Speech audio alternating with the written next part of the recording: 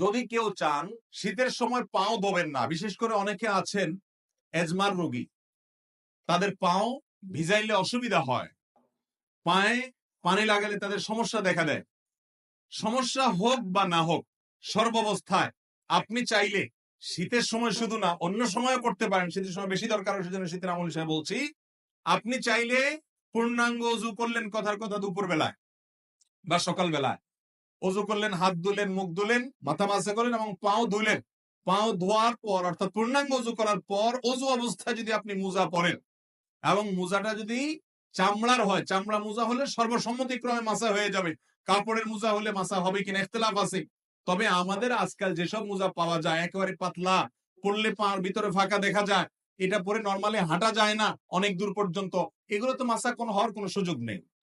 তো যাই হোক, আপনি যদি অজু করার পর এরকম মোজা পরেন, তাহলে সেক্ষেত্রে সেই মোজা পরা অবস্থায় আপনার বাড়িতে অবস্থান থাকাকালীন করলে 24 ঘন্টার মধ্যে ওই মোজা খোলা ছাড়া আপনি অজু করতে পারবেন। কিভাবে? আপনি হাত ধুলেন, মুখ ধুলেন, মাথা মাসে করলেন, পা ধোয়ার সময় আসলে আপনি ভিজা হাত দিয়া পায়ের উপরে, তলায় না, উপরে এরকম করে একটা টান দিলেন ডান পায়ে, আবার আরেক হাত ভিজায়া বাম পায়ে আরেকরকম একটা টান দিলেন, বা ভিজা হাত দিয়া দোনো পাও আপনি টান দিলেন। তো এইভাবে মাসাহ করার মাধ্যমে পাও ধোয়ার কাজ হয়ে যায়। এবং এটি আহলুস সুন্নাহ জামাতের গুরুত্বপূর্ণ একটা আকীদা, যে তারা আহলুস সুন্নাহ জামাতের সকলেই মাসাল হুফাইন বা মুজার উপরে মাসাহ করাকে জায়েজ মনে করে। নবী করিম সাল্লাল্লাহু আলাইহি সাল্লাম মাসাহ করেছেন, আলী রাদিয়াল্লাহু তাআলা আনহুকে নির্দেশ করেছেন, বিধায় মুজার উপরে মাসা করলে সব কোনো কম হবে। আমাদের সমাজে কেউ মুজার উপরে মাসা করলে অনেক মুরব্বীরাও বলে বলে যে বাবা, এই বয়সে তোমরা মুজা ধরছো, হ্যাঁ এখন তো সাহস করো পাও ধো। না ভাই, মুজার উপরে মাসা করলে সব একটুও কম হবে না। তো শীতের মৌসুম বিশেষ করে মুজার উপরে মাসা করা আমলটি করা যেতে পারে। অনেক মুরব্বী আছেন, অনেক অসুস্থ মানুষ আছে, এজমার রোগী আছে, কষ্ট হয়, তারপরে সে মুজার উপরে মাসা করে না, না জানায় কারণ। তো ভাইরা আমার, মোজার উপরে মাসা করা যায় চাইলে, অন্য সময়ও করা যায়, শীতের সময় বেশি দরকার, শীতের মাসালা হিসেবে বললাম। নাম্বার 3, একটা গুরুত্বপূর্ণ মাসালা হলো শীত যখন তীব্র হয়, অনেক আপনার হাড় কাঁপানো শীত যখন শুরু হয়, দেখবেন যে গ্রামে শহরে, বিশেষ করে গ্রামে বেশি দেখা যায়, অনেকে চাদর মুড়ি দিয়ে নামাজ পড়েন। অর্থাৎ এমন ভাবে চাদর পরেন যে নাকটা সহকারে ঢাকেন, যাতে করে নাক দিয়া ওই যে আপনার কুয়াশা টুয়াশা না ঢুকতে পারে, যাতে করে শীতে চেহারাটা কষ্ট না হয়, না পায়। সেজন্য পুরো চেহারা ঢেকে শুধু চোখ দুটো খোলা রেখে অনেকে চাদর পরেন, আছে না এরকম? মাথা আপনি চাদরে লাগান, কোনো অসুবিধা নেই, কিন্তু আপনি মুখ ঢাকেন তাহলে সেটা মাকরুহ হবে।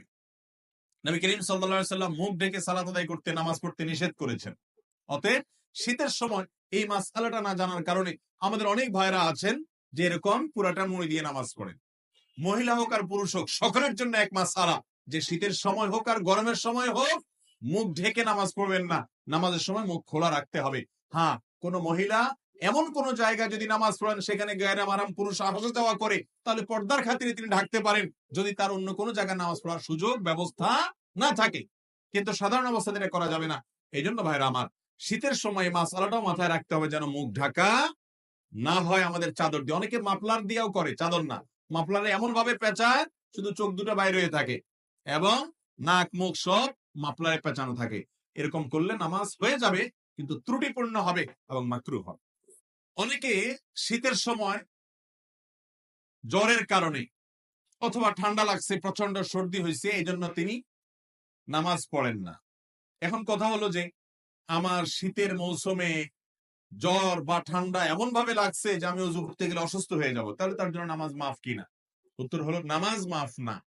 তিনি প্রয়োজনে পানি গরম করে অজু করবেন। পানি গরম করে অজু করে যদি তিনি তার এই কষ্ট দূর করতে পারেন তাহলে ফাবিহা ওয়া নি'মা, ভালো। আর যদি না পারেন, গরম পানি করার মতো কোনো আয়োজন তার কাছে নাই, এবং এত ঠান্ডা পানি যেটা ব্যবহার করলে তার অঙ্গহানি হতে পারে, অঙ্গ অবশ হয়ে যেতে পারে, অসুস্থতা দীর্ঘস্থায়ী হয়ে যেতে পারে, কষ্ট অনেক বেশি হতে পারে, সীমাহীন হতে পারে, অসহনীয় পর্যায়ের কষ্ট হতে পারে, এরকম মনে হলে, সেরকম গরম ঠান্ডা আমাদের দেশে খুব বেশি পড়ে না, যদি এরকম হয় তাহলে সে ব্যক্তি তায়াম্মুম করতে পারবে। তারপরেও নামাজ ত্যাগ করার সুযোগ, ইসলামের সবকিছুর বিকল্প আছে, নামাজের কোনো বিকল্প ইসলামে আপনি সফরে আছেন, রমজানের রোজা রাখতে পারছেন না, অসুস্থ হয়েছেন, রোজা রাখতে পারছেন না, অসুবিধা নেই, অন্য সময় রেখে দিলে চলবে। নামাজের মধ্যে এটা চলবে?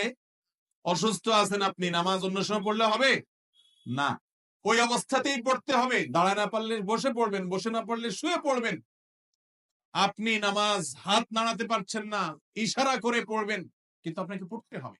মোহতারাম হাজরিন, সেই নামাজ আমরা অনেকে পড়ি না, অনেকে অবহেলা করি। ইসলামের নামাজের চাইতে গুরুত্বপূর্ণ কোনো আমল আর নাই। আপনি অন্য কোনো আমল করেন বা না করেন, নামাজ না পড়ার কোনো সুযোগ। আল্লাহ তাআলা আমাদেরকে বোঝার তৌফিক দান করুন। তাহলে ভাইরা আমার, শীতের সময় জ্বর, ঠান্ডা, সর্দি যাই হোক না কেন, নামাজ ত্যাগ করা যাবে না, ওযু ত্যাগ করা যাবে না। প্রয়োজনে গরম পানি দিয়ে করবেন, প্রয়োজনে গরম পানির কোনো অ্যারেঞ্জমেন্ট না থাকলে আপনি তায়াম্মুম করবেন। গরম পানির কোনো ব্যবস্থা নাই, এটা জেলখানায় হতে পারে, বাসা বাড়িতে সবাই আশেপাশে চুলা আছে, চাইলেই গরম পানির ব্যবস্থা করা যায়। ফ্লাস্কে রেখে আপনি ওযু করতে পারেন আগের রাতে এশার সময়। 5 নম্বর মাসআলা হলো, অনেকে জানতে চান শীতের সময় যে এই যে শীত বস্ত্র দানের কথা একটু আগে আমরা বললাম, শীতের সময়ের একটা গুরুত্বপূর্ণ কাজ হলো শীতার্ত মানুষের শীত বস্ত্রের ব্যবস্থা করা। এখন প্রশ্ন হলো, যাকাতের টাকা দিয়ে শীত বস্ত্র দেওয়া যাবে কিনা?